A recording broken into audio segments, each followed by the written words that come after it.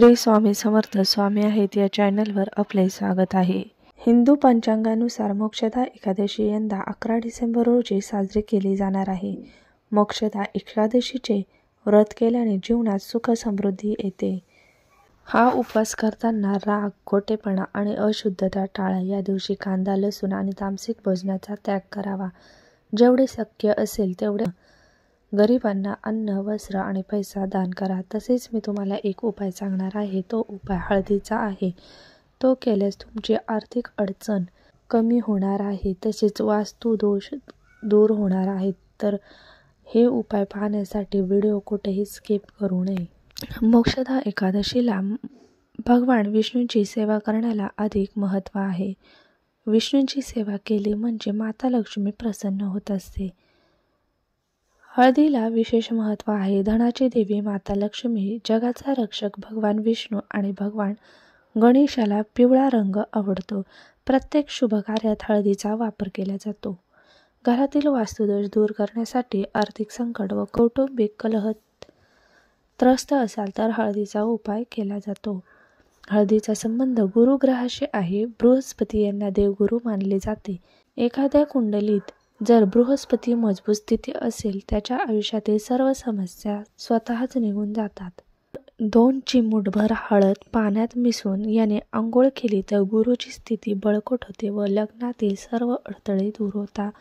तसेच कामामध्ये यश मिळते। सर्वप्रथम तुम्हाला सकाळी उठल्यावर आंघोळ करताना लहानांपासून मोठ्यांपर्यंत पाण्यामध्ये हळद टाकून आंघोळ करायची आहे। तसेच हळद दान केल्यास आरोग्याशी संबंधित समस्या दूर होतात। घरात जर वास्तुदोष असेल तर खोल्यांच्या कोपऱ्यांमध्ये हळद शिंपडा, याने वास्तुदोष दूर होतो।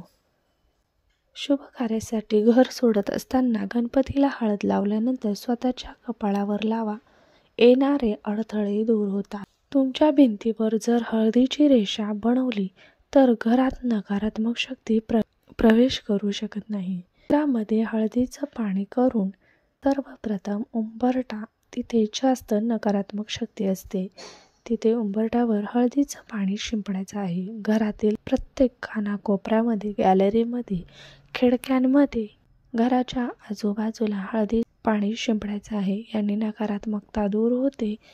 सायंकाळी तुम्हाला एक उपाय अजूनही करायचा आहे। तुम्हाला एक दिवा घ्यायचा आहे। तो दिवा उंबरठ्यापाशी लावायचा आहे, कारण सायंकाळी माता लक्ष्मीचे आगमन होत असते। दिवाबत्ती करत असताना तुम्हाला 2 लवंग घ्यायचे आहे। ते लवंग तुम्ही माता लक्ष्मी पाशी ठेवायचे आहेत। त्यांची हळद, कुंकू, फूल, अक्षता टाकून पूजा करायची आहे व 11 वेळा ओम श्री महालक्ष्मी देवे नमः या मंत्राचा जप करायचा आहे।